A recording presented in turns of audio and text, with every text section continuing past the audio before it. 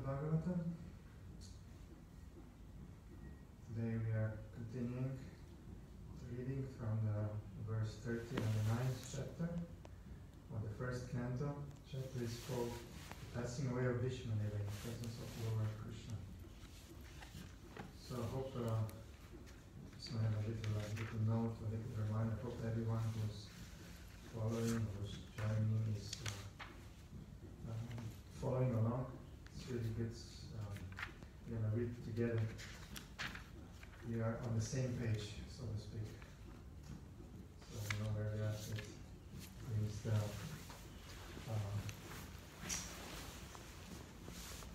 energy of the group, even though we're not together always. We are maybe in different places.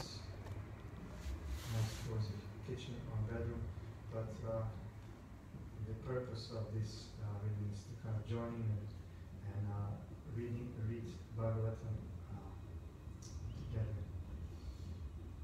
So as always, we will recite Srimad Bhagavatam Mahima Stotra of Sri Sanatana Swami. Shastra Sarva Shastri Piyusham Sarva Vidaika Sattva Sarva Siddhanta Ratnaya Sarva Lokaika Vikam. O nectar of all scriptures, singular fruit of all the Vedas, rich mine of the precious gems of all conclusive truths, you are the only giver of sight. Sarva Bhagavata Pranam Srimad Bhagavatam Prabhu Kali Pranto Aditya Shri Krishna Parivartita. O life air of all the Supreme Lord's devotees, O Master Srimad Bhagavatam, you are the sun risen in the darkness of Kali. You are the exact image of Shri Krishna. Paramananda Patnaya Prema Vakshaksharayate Sarvada Sarvasivaya Shri Krishna Namostume. I bow down to you who are supremely blissful to read.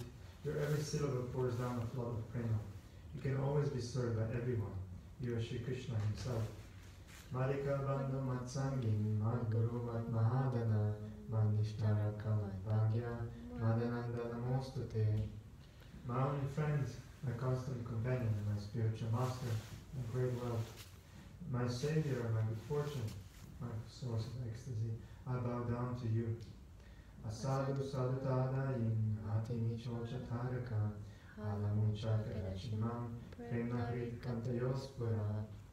O bestow saintliness to the unsaintly, O exalter of the most fallen, please never leave me. Always appear in my heart and my voice with pure love. Om Namo Bhagavate Vasudevaya. Om Namo Bhagavate Vasudevaya. Om Namo Bhagavate Vasudevaya.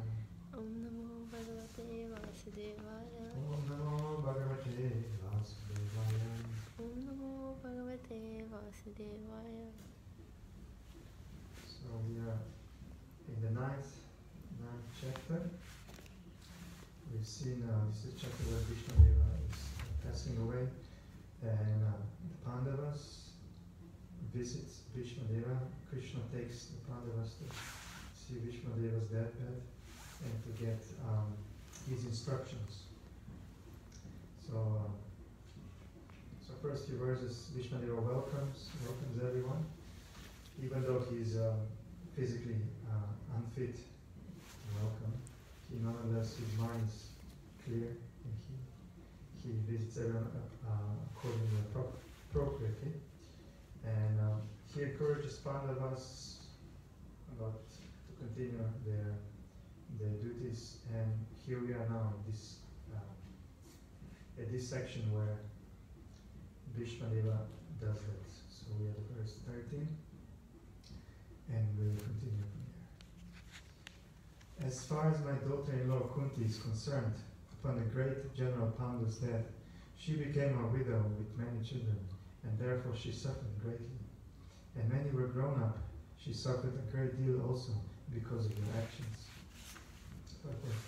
The sufferings of Kunti Devi are doubly lamented. She suffered greatly because of early widowhood, and to get her minor children brought up in the royal family. And when her children were grown up, she continued to suffer because of her son's actions. So her sufferings continued. This means that she was destined to suffer by providence, and this one has to tolerate without being disturbed. 14. In my opinion, this is all due to inevitable time, under whose control everyone in every planet is carried, just as the clouds are carried by the wind. Purport. There is control by time all over the space within the universe, as there is control by time all over the planets. All the big gigantic planets, including the sun, are being controlled by the force of air, as the clouds are carried by the force of air. Similarly, the inevitable Kala, or time, controls even the action of air and other elements. Everything therefore is controlled by the Supreme Kala, a forceful representative of the Lord within the material world. Thus Yudhishthira should not be sorry for the inconceivable action of time. Everyone has to bear the actions and reactions of time, as long as one is within the conditions of the material world. Yudhishthira should not think that he had committed sins in his previous birth, and is suffering the consequence. Even the most pious has to suffer the condition of material nature. But the pious man is faithful to the Lord, for he is guided by the bona fide Brahmana and Vaishnava, following the religious principles. These three guiding principles should be the aim of life. One should not be disturbed by the tricks of eternal time. Even the great controller of the universe, Brahmaji, is also under the control of the time.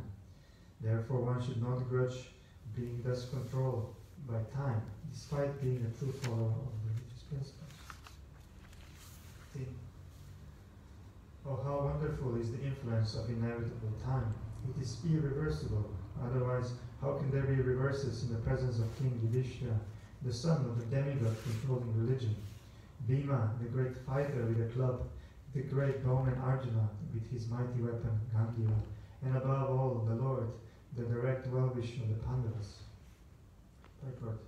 As far as the material or spiritual resources were required, there was no scarcity in the case of the Pandavas. Materially, they were well equipped because two great warriors, namely Bhima and Arjuna, were there. Spiritually, the king himself was the symbol of religion, and above all of them, the personality of Godhead, Lord Shri Krishna, was personally concerned with their affairs as their well-wisher. And yet there were so many reverses on the side of the Pandavas. Despite the power of pious acts, the power of personalities, the power of expert management, and the power of weapons under the direct supervision of Lord Krishna, the Pandavas suffered so many practical reverses, which can only be explained as due to the influence of Kala, inevitable time. Kala is identical with the Lord himself, and therefore the influence of Kala indicates the inexplicable wish of the Lord himself. There is nothing to be lamented when a matter is beyond the control of any human being. Hare Krishna. Okay. So text 16. O King, no one can know the plan of the Lord, Krishna. Even though great philosophers inquire exhaustively, they are bewildered. Perfect. The bewilderment of Maharaj Yudhishthira over his past sinful acts and the resultant sufferings, etc., is completely negated by the great authority Bhishma, one of the 12 authorized persons. Bhishma wanted to impress upon Maharaj Yudhishthira that since time immemorial, no one, including such demigods as Shiva and Brahma, could ascertain the real plan of the Lord. So what can we understand about it? It is useless also to inquire about it. Even the exhaustive philosophical inquiries of sages cannot ascertain the plan of the Lord. The best policy is simply to abide by the orders of the Lord without argument. The sufferings of the Pandavas were never due to their past deeds. The Lord had to execute the plan of establishing the kingdom of virtue, and therefore his own devotees suffered temporarily in order to establish the conquest of virtue. Bhishmadeva was certainly satisfied by seeing the triumph of virtue, and he was glad to see King Yudhishthira on the throne, although he himself fought against him.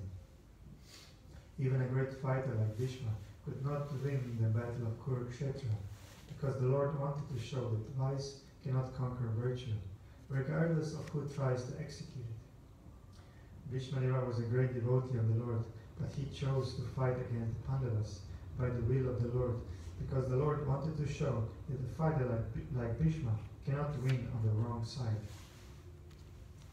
17.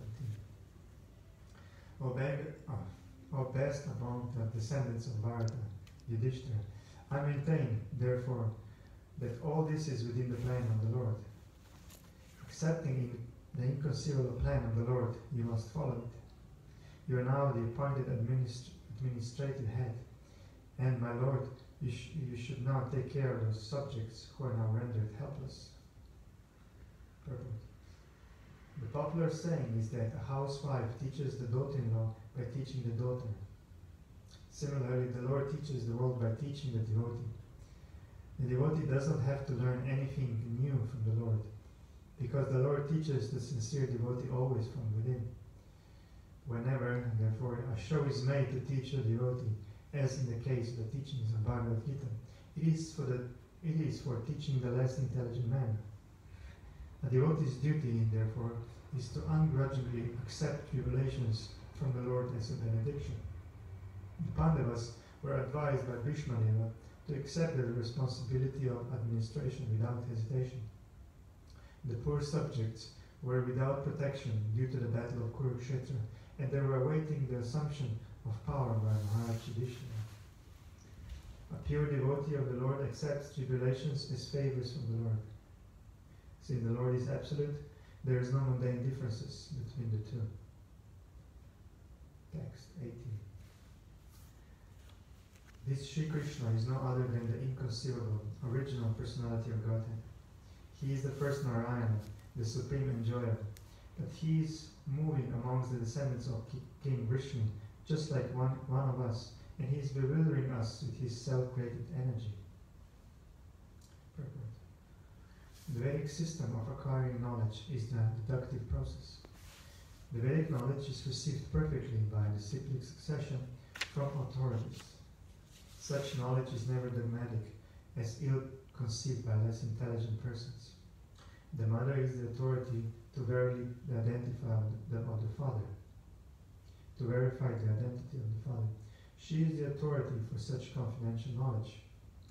Therefore, authority is not dogmatic. In the Bhagavad Gita, this truth is confirmed in the 4th chapter, and the perfect system of learning is to receive it from the authority. The very same system is accepted universally as truth, but only the false arguer speaks against it. For example, modern spacecraft fly in the sky, and when scientists say that they travel to the other side of the moon, men believe these stories blindly because they have accepted the modern scientists as authorities. The authorities speak, and the people in general believe them. But in the case of Vedic truths, they have been taught not to believe. Even if they accept them, they give a different interpretation. Each and every man wants a direct perception of Vedic knowledge, but foolishly they deny it. This means that the misguided man can believe one authority, the scientist, but will reject the authority of the Vedas. The result is that people have degenerated. Here is an authority speaking about Sri Krishna as the original personality of Godhead and the first Narayana. Even such an impersonalist as Acharya Shankara has said in the beginning of his commentation on the Bhagavad Gita that Narayana, the personality of Godhead, is beyond the material creation. The universe is one of the material creations, but Narayana is transcendental to such material paraphernalia. Bhishma Deva is one of the 12 Mahajanas who know the principles of transcendental knowledge. His confirmation of Lord Shri Krishna's being the original personality of Godhead is also corroborated by the impersonalist Shankara.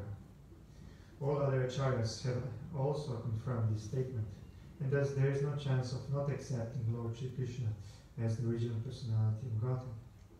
Bhishma Deva says that he is the first Narayana. This is also confirmed by Brahmaji in the Bhagavatam 10.14.14. Krishna is the first Narayana. In the spiritual world, Vaikuntha, there are unlimited numbers of Narayanas who are all the same personality of Godhead and are considered to be plenary expansions of the original personality of Godhead, Sri Krishna. The first form of the Lord Sri Krishna first expands himself as the form of Baladeva, and Baladeva expands in so many other forms such as Sankarshana, Pradyumna, Aniruddha, Vasudeva, Narayana, Purusha, Rama, and Nrsimha. All these expansions are one and the same Vishnu Tattva, and Shri Krishna is the original source of all the plenary expansions. He is therefore the direct personality of Godhead. He is the creator of the material world, and he is the predominating deity known as Narayana in all the Vaikuntha planets. Therefore, his movements amongst human beings is another sort of bewilderment. The Lord therefore says in the Bhagavad Gita that foolish persons consider him to be one of the human beings without knowing the intricacies of his movements. The bewilderment regarding Shri Krishna is due to the action of his twofold internal and external energies upon the third one, called marginal energy. The living entities are expansions of his marginal energy, and thus they are sometimes bewildered by the internal energy and sometimes by the external energy. By internal energetic bewilderment, Shri Krishna expands himself into unlimited numbers of Narayanas and exchanges or accepts transcendental loving service from the living entities in the transcendental world. And by his external energetic expansions, he incarnates himself in the material world amongst the men, animals, or demigods to re-establish his forgotten relation with the living entities in different species of life. Great authorities like Bhishma, however, escape his bewilderment by the mercy of the Lord. Text 19. O King, Lord Shiva, Narada, the sage among the demigods, and Kapila, the incarnation of Godhead, all know very confidentially about his glories through direct contact. Purport. Pure devotees of the Lord are all bhavas, or persons who know the glories of the Lord in different transcendental loving services. As the Lord has innumerable expansions of his plenary form, there are innumerable pure devotees of the Lord who are engaged in the exchange of service of different humans. Ordinarily, there are 12 great devotees of the Lord, namely Brahma, Narada, Shiva, Kumara, Kapila, Manu, Prahlada, Bhishma, Janaka, Shukadeva Goswami, Bali Maharaj, and Yamaraj. Bhishmadeva, although one of them, has mentioned only 3 important names of the 12 who know the glories of the Lord. Srila Vishwanath Chakravarti Thakur, one of the great acharyas in the modern age, explains that Anubhava, or the glory of the Lord, is first approached by the devotee, is first appreciated by the devotee in ecstasy, manifesting the symptoms of perspiring, trembling, weeping, bodily eruptions, etc., which are further enhanced by steady understanding of the glories of the Lord. Such different understandings of bhavas are exchanged between Yashoda and the Lord, binding the Lord by ropes, and in the chariot driving by the Lord in the exchange of love with Arjuna. These glories of the Lord are exhibited in his being subordinated before his devotees, and that is another feature of the glories of the Lord. Shukadeva Goswami and the Kumaras, although situated in the transcendental position, became converted by another feature of bhava and turned into pure devotees of the Lord. Tribulations imposed upon the devotees by the Lord constitute another exchange of transcendental bhava between the Lord and the devotees. The Lord says, I put my devotee in difficulty, and thus the devotee becomes more purified in exchanging transcendental bhava with me. End of quote. Placing the devotee into material troubles necessitates delivering him from the illusory material relations. The material relations are based on reciprocation of material enjoyment, which depends mainly on material resources. Therefore, when material resources are withdrawn by the Lord, the devotee is 10% attracted toward the transcendental loving service of the Lord. Thus the Lord snatches the fallen soul from the mire of material existence. Tribulations offered by the Lord to his devotee are different from the tribulations resulting from vicious action. All these glories of the Lord are especially known to the great Mahajana like Brahma, Shiva, Narada, Kapila, Kumara, and Bhishma, as mentioned above, and one is able to grasp it by their grace. 20. O King, that personality whom, out of ignorance only, you thought to be your maternal cousin, your very dear friend, well-wisher, counselor, messenger, benefactor, etc., is that very personality of Godhead, Sri Krishna. Purport. Lord Sri Krishna, although acting as the cousin, brother, friend, well-wisher, counselor, messenger, benefactor, etc., of the Pandavas, was still the Supreme Personality of Godhead. Out of his countless mercy and favor upon his unalloyed devotees, he performs all kinds of service, but that does not mean that he has changed his position as the absolute person. To think of him as an ordinary man is the grossest type of ignorance. 21. Being the absolute personality of Godhead, he is present in everyone's heart. He is equally kind to everyone, and he is free from the false ego differentiation. Therefore, whatever he does is free from material inequity. He is equibalanced. Purport. Because he is absolute, there is nothing different from him. He is Kaivalya. There is nothing except himself. Everything and everyone is the manifestation of his energy, and thus he is present everywhere by his energy, being non-different from.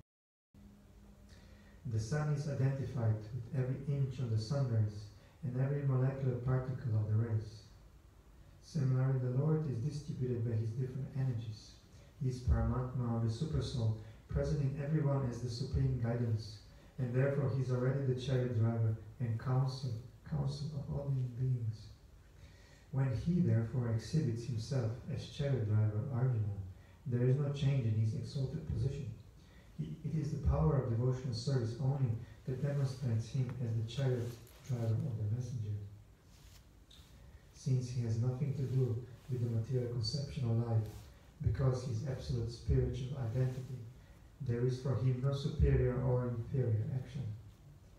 Being the absolute personality of Godhead, he has no false ego, and so he does not identify himself with anything different from him.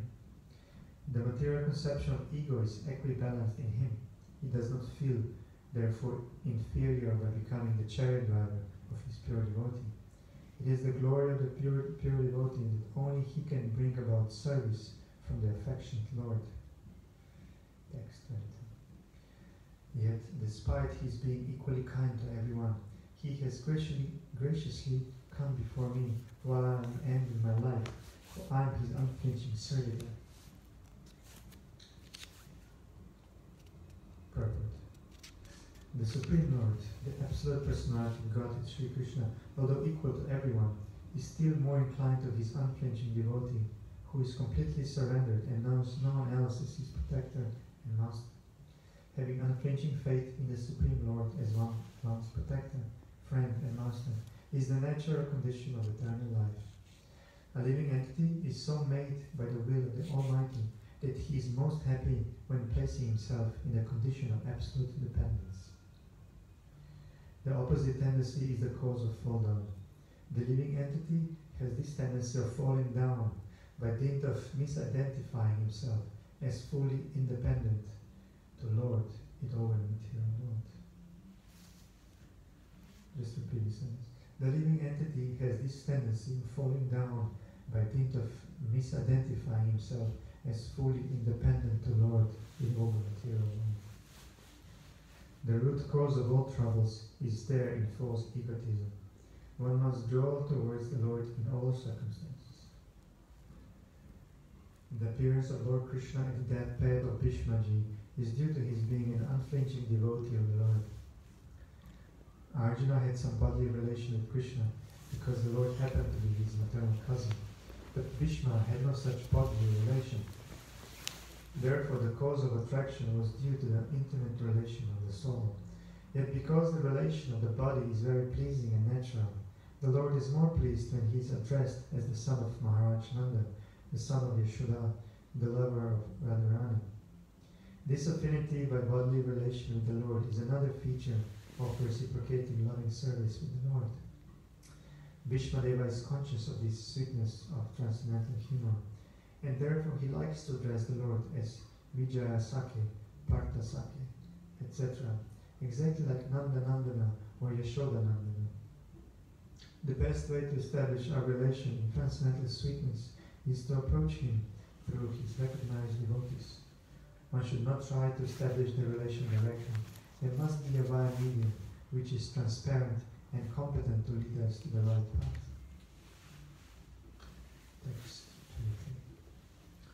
23. The personality of Godhead who appears in the mind of the devotee by attentive devotion and meditation, and by chanting of the holy name, releases the devotee from the bondage of fruitive activities at the time of his quitting the material body. Perfect.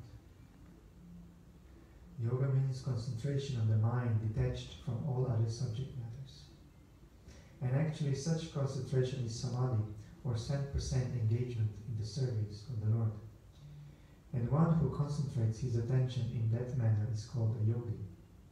Such a yogi, devotee of the Lord, engages himself 24 hours daily in the service of the Lord, so that his whole attention is engrossed with the thoughts of the Lord in ninefold devotional service, namely, hearing, chanting, remembering, worshipping, praying, becoming a voluntary servant, carrying out orders, establishing a friendly relationship, or offering all that one may possess in the service of the Lord. By such practice of yoga, or linking up in the service of the Lord, one is recognized by the Lord himself, as it is explained in the Bhagavad Gita concerning the highest perfection stage of samadhi. The Lord calls such a rare devotee the best amongst all the yogis.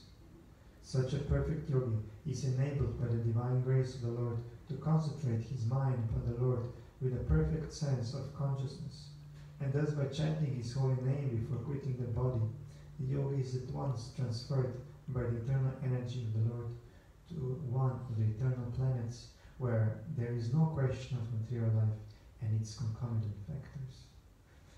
In material existence, a living being has to endure the material conditions of threefold miseries, life after life, according to his fruitive work.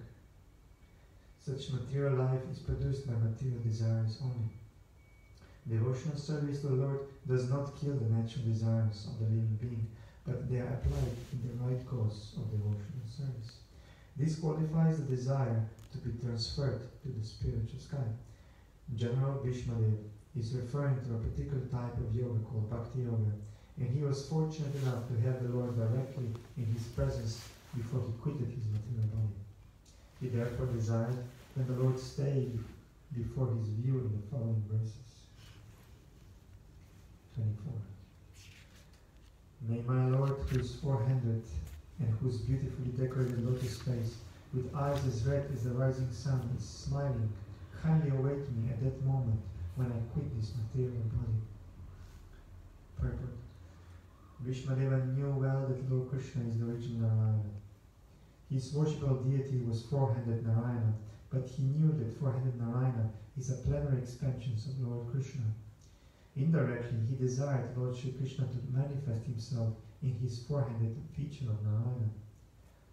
A Vaishnava is always humble in his behavior. Although it was 100% certain that Bhishmadeva was approaching Vaikuntha Dhama just after leaving his material body, still, as a humble Vaishnava, he desired to see the beautiful face of the Lord, for after quitting the present body, he might not be in a position to see the Lord anymore. A Vaishnava is not puffed up, although the Lord guarantees his pure devotee entrance into his abode. Here Bhishmadeva says, "As long as I do not quit this body," end quote. This means that the great general would quit the body by his own will. He was not being forced by the laws of nature. He was so powerful that he could stay in his body as long as he desired. He got this benediction from his father. He desired that the Lord stay before him in his four-handed Narayana feature, so that he might concentrate upon him, and thus be entranced in that meditation. Then his mind might be satisfied with thinking of the Lord. Thus he did not mind wherever he might go. The pure devotee is never very anxious to go back to the kingdom of God. He entirely depends on the good will of the Lord. He is equally satisfied even if the Lord desires him to go to hell. The only desire that a pure devotee entertains is that he may always be in rapt attention with thinking of the lotus feet of the Lord, regardless. Bhishmadeva wanted this much only, that his mind be absorbed in thinking of the Lord, and that he pass away thus. That is the highest ambition of a pure devotee. verse 25. Sutta Goswami said, Maharaj Yudhishthira, after hearing Bhishmadeva speak in that appealing tone, asked him, in the presence of all the great rishis, about the essential principles of various religious duties. Purport. Bhishmadeva, speaking in that appealing tone, convinced Maharaj Yudhishthira that he was very soon passing away. And Maharaj Yudhishthira was inspired by Lord Shri Krishna to ask him of the principles of religion. Lord Shri Krishna inspired Maharaj Yudhishthira to ask Bhishmadeva in the presence of many great sages, indicating thereby that the Lord's devotees like Bhishmadeva, although apparently living as a worldly man, is far superior to many great sages, even Vyasadeva. Another point is that Bhishmadeva at that time was not only lying on a deathbed of arrows, but was greatly aggrieved because of that state. One should not have asked him any question at that time, but Lord Shri Krishna wanted to prove that his pure devotees are always sound in body and mind by dint of spiritual enlightenment, and thus in any circumstances a devotee to the Lord is in perfect order to speak of the right way of life. Yudhishthira also preferred to solve his problematic questions by asking Bhishmadeva rather than ask anyone else present there who was seemingly more learned than Bhishmadeva. This is all due to the arrangement of the great will carrier Lord Shri Krishna, who establishes the glories of his devotees. The father likes to see the son become more famous than himself. The Lord declares very emphatically that worship of his devotee is more valuable than the worship of the Lord himself. So 26. Just a quick note before we continue. We are starting, we had Gita Jayanti this week, and it's Tuesday, but we're going also to, we're going to have another reading of Bhagavad Gita tomorrow for everyone else who couldn't join. So we're starting 8 in the morning, and we are going to read for 700 verses in Sanskrit and English from 8, and we're kind of aiming to finish around 12. So you're welcome to come, and then continuing into the other programs, including the regular Sunday program. So yeah, come here. We have enough Gitas to share, to follow, and we will also share the reading, so anyone who would like to read and join in can do so and fill the place. So 26. Verse 26. At Maharaja Yudhishthira's inquiry, Bhishmadeva first defined all the classifications of castes and orders of life in terms of the individual's qualifications. Then he systematically, in twofold divisions, described counteraction by attachment and interaction by attachment. Purport. The conception of 4 castes and 4 orders of life, as planned by the Lord himself, is to accelerate transcendental qualities of the individual person, so that he may gradually realize his spiritual identity and thus act accordingly to get free from material bondage or conditional life. In almost all the Puranas, the subject matter is described in the same spirit, and so also in the Mahabharata, it is more elaborately described by Bhishmadeva in the Shanti Parva, beginning from the 60th chapter. The Varnashrama Dharma is prescribed for the civilized human being, just to train him to successfully terminate human life. Self-realization is distinguished from the life of the lower animals engaged in eating, sleeping, fearing, and mating. Bhishmadeva advised for all human beings 9 qualifications. 1. Not to become angry. 2. Not to lie. 3. To equally distribute wealth. 4. To forgive. 5. To beget children only by one's legitimate wife. 6. To be pure in mind and hygienic in body. 7. Not to be inimical toward anyone. 8. To be simple, and 9. Support servants or subordinates. One cannot be called a civilized person without acquiring the above-mentioned preliminary qualities. Besides this, the brahmanas, the intelligent man, the administrative man, the mercantile community, and the labor class must acquire special qualities in terms of occupational duties mentioned in all the Vedic scriptures. For the intelligent man, controlling the senses is the most essential qualification. It is the basis of morality. Sex indulgence, even with a legitimate wife, must also be controlled, and thereby family control will automatically follow. An intelligent man abuses his great qualifications if he does not follow the Vedic way of life. This means he must seriously make a study of the Vedic literatures, especially of the Srimad Bhagavatam and the Bhagavad Gita. For learning Vedic knowledge, one must approach a person who is 100% engaged in devotional service. He must not do things which are forbidden in the Shastras. A person cannot be a teacher if he thinks, or if he drinks. Alcohol probably not. Not water. If he drinks or smokes.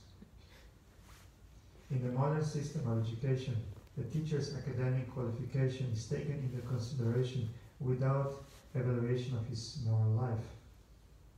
Therefore, the result of education is misuse of high intelligence in so many ways.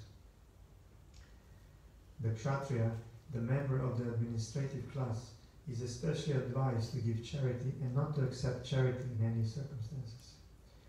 Modern administrators raise subscriptions for some political functions, but never give charity to the citizens in any state function.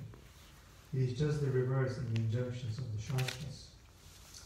The administrative class must be well versed in the Shastras, but must not take to the profession of teachers.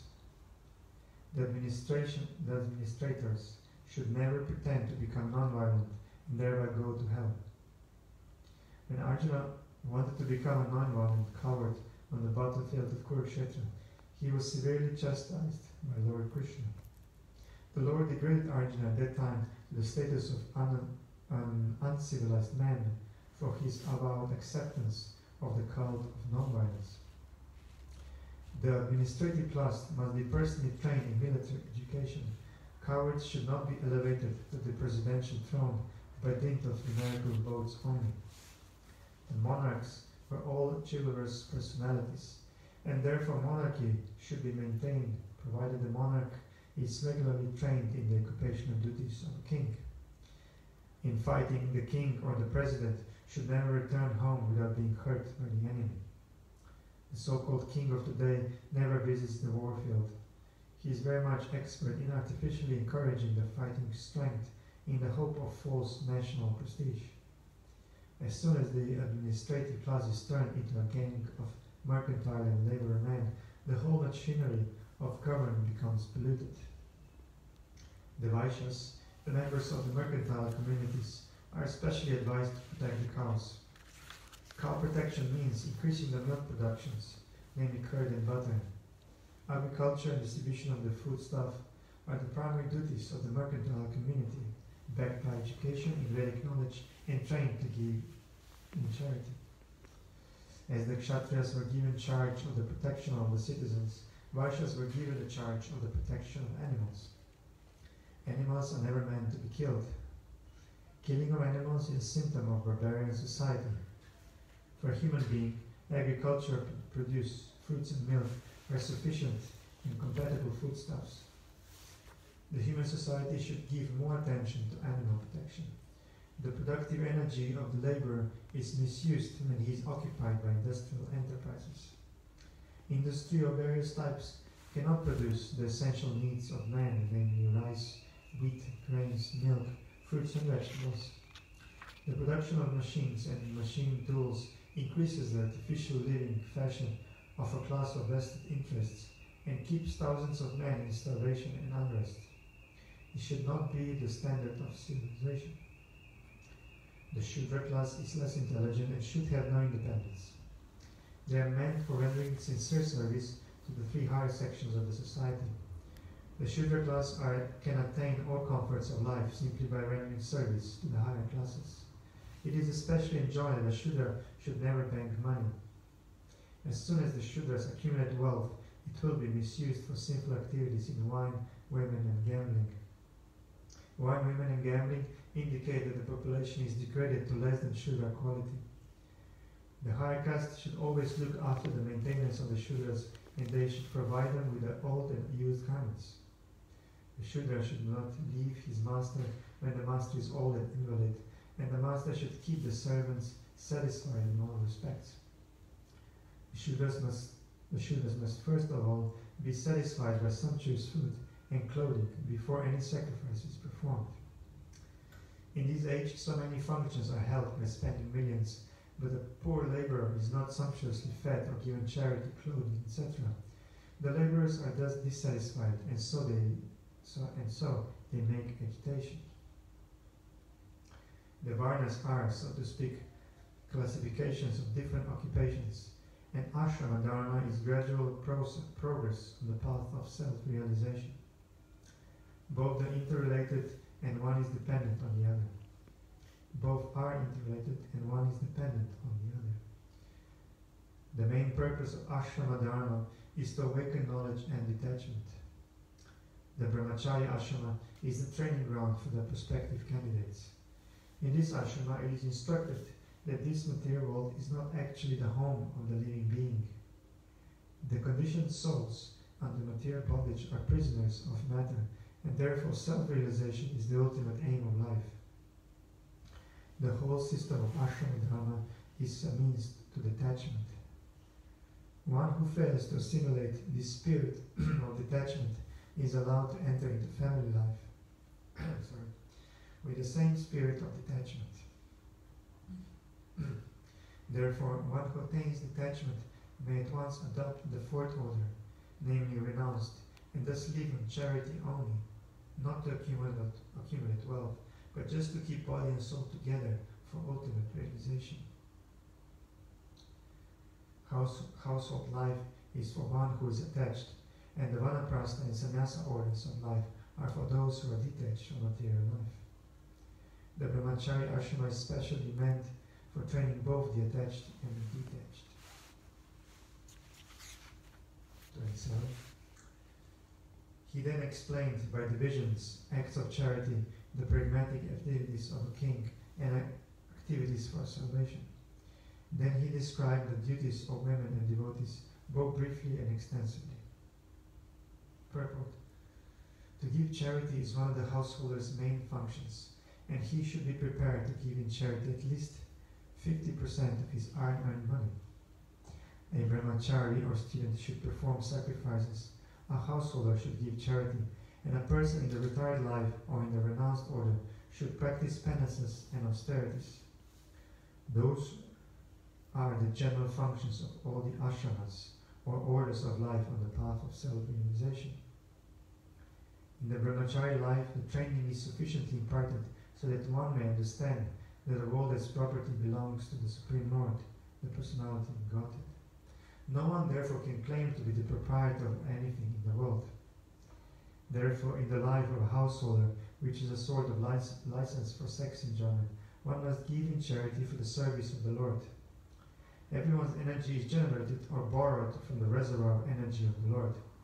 Therefore, the resultant actions of such energy must be given to the Lord in a shape of transcendental loving service for Him.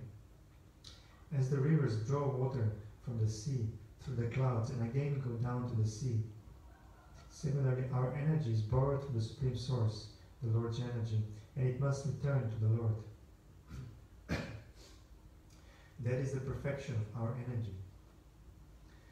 The Lord, therefore, in the Bhagavad Gita 9:27 says that whatever we do, whatever we undergo as penance, whatever we sacrifice, whatever we eat, or whatever we give in charity, must be offered to Him, the Lord.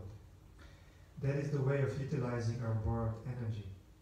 When our energy is utilized in that way, our energy is purified from the contamination of material inebrities, and thus we become fit for our original natural life of service to the Lord. Raja Dharma is a great science, unlike modern diplomacy for political supremacy. The kings were trained systematically to become munificent and not merely be tax collectors. They were trained to perform different sacrifices only for the prosperity of the subjects. To lead the prajas to the attainment of salvation was a great duty of the king. The father, the spiritual master, and the king are not to become irresponsible in the matter of leading their subjects to the path of ultimate liberation from birth, death, diseases, and old age. When these primary duties are properly discharged, there is no need of government of the people by the people. In modern days, the people in general occupied with the administration by the strength of manipulated votes, but they are never trained in the primary duties of the king. That is also not possible for everyone. Under the circumstances, the untrained administrators play havoc to make the subjects happy in all respects. On the other hand, these untrained administrators gradually become rogues and thieves and increase the taxation to finance a top-heavy administration that is useless for all purposes. Actually, the qualified brahmanas are meant to give direction to the kings for proper administration in terms of the scriptures like the Manu Samhita and Dharma Shastras of Parashara. A typical king is the ideal of the people in general, and if the king is pious, religious, chivalrous, and munificent, the citizens generally follow him. Such a king is not a lazy, sensuous person living at the cost of the subjects, but alert always to kill thieves and dacoits. The pious kings were not merciful to dacoits and thieves in the name of nonsensical ahimsa and violence. The thieves and dacoits were punished in an exemplary way so that in the future no one would dare commit such nuisances in an organized form. Such thieves and dacoits were never meant for administration as they are now. The taxation law was simple. There was no force, no encroachment. The king had a right to take 1/4 of the production made by the subject. The king had a right to claim 1/4 of one's allotted wealth. One would never grudge parting with it, because due to the pious king and religious harmony, there was enough natural wealth, namely grains, fruits, flowers, silk, cotton, mills, etc. And therefore no one was materially unhappy. The citizens were rich in agriculture and animal husbandry, and therefore they had enough grains, fruits, and milk without any artificial needs of soaps and toilets, cinemas and bars. The king had to see that the reserved energy of humanity was properly utilized. Human energy is meant not exactly for fulfilling animal propensities, but for self-realization. The whole government was specifically designed to fulfill this particular purpose. As such, the king had to select properly the cabinet ministers, but not on the strength of voting background. The ministers, the military commanders, and even the ordinary soldiers were all selected by personal qualification, and the king had to supervise them properly before they were appointed to their respective posts. The king was especially vigilant to see that the tapasvis, or persons who sacrificed everything for disseminating spiritual knowledge, were never disregarded. The king knew well that the Supreme Personality of Godhead never tolerates any insult to his unalloyed devotees. Such tapasvis were trusted leaders even of the rogues and thieves, who would never disobey the orders of tapasvis. The king would give special protection to illiterates, the helpless and widows of the state. Defense measures were arranged previous to any attack by the enemies. The taxing process was easy, and it was not meant for squandering, but was for strengthening the reserve fund. The soldiers were recruited from all parts of the world, and they were trained for special duties. As far as salvation is concerned, one has to conquer the principles of lust, anger, unlawful desires, avarice, and bewilderment. To get freedom from anger, one should learn how to forgive. To be free from unlawful desires, one should not make plans. By spiritual culture, one is able to conquer sleep. By tolerance only can one conquer desires and avarice. Disturbances from various diseases can be avoided by regulated diets. By self-control, one can be free from false hopes, and money can be saved by avoiding undesirable association. By practice of yoga, one can control hunger, and worldliness can be avoided by culturing the knowledge of impermanence. Dizziness can be conquered by rising up, and false arguments can be conquered by factual ascertainment.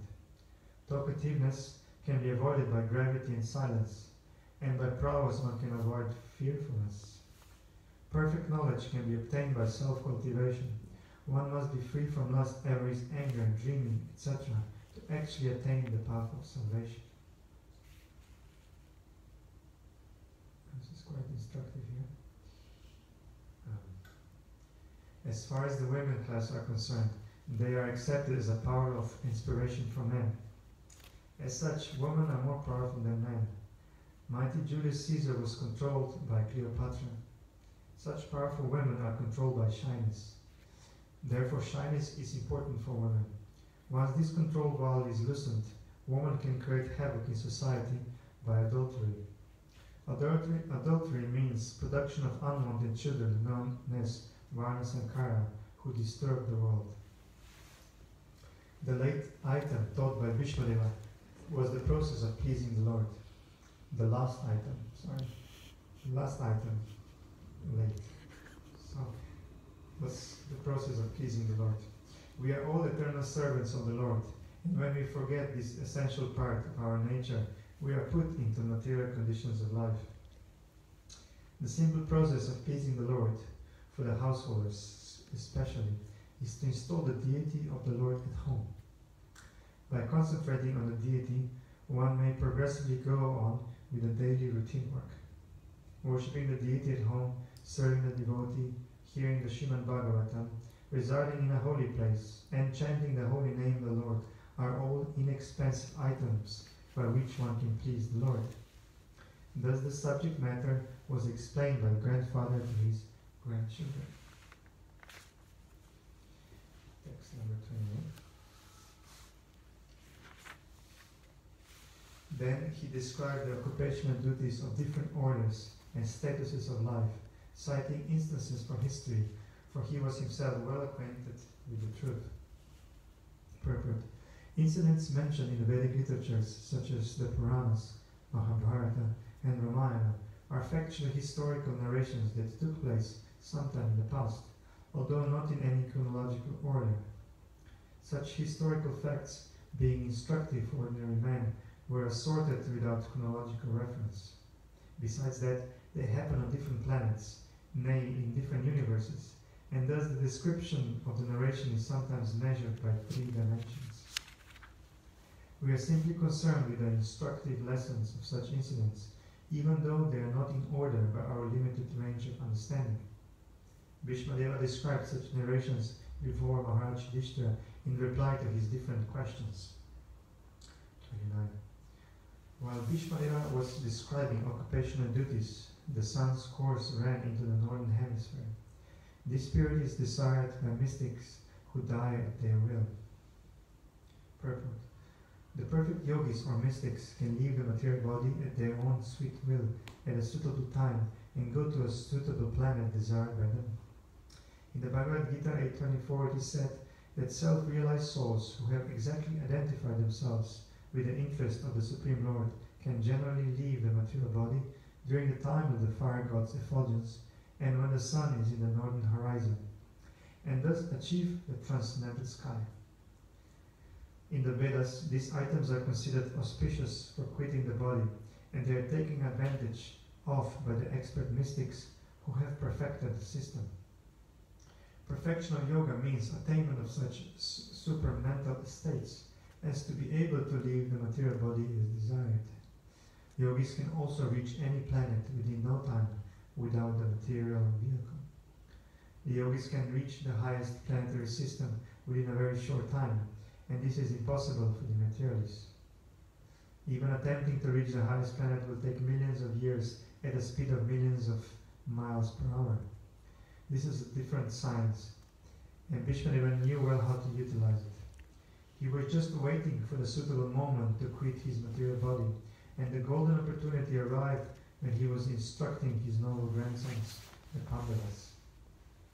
He thus prepared himself to quit his body before the exalted Lord Sri Krishna, the pious Pandavas, and the great sages headed by Bhagavan Vyas, etc., all great souls.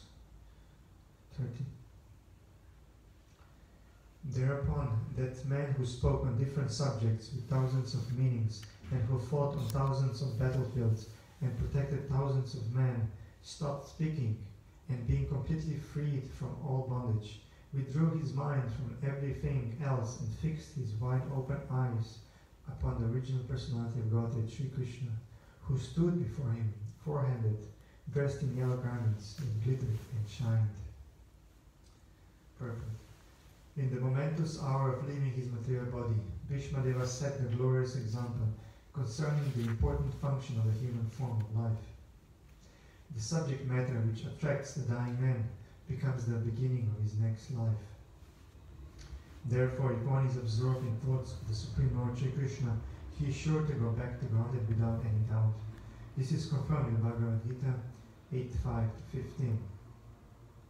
So these are the verses of the Gita translated. And whoever at the time of death quits his body, remembering me alone, at once attains my nature. Of this there is no doubt.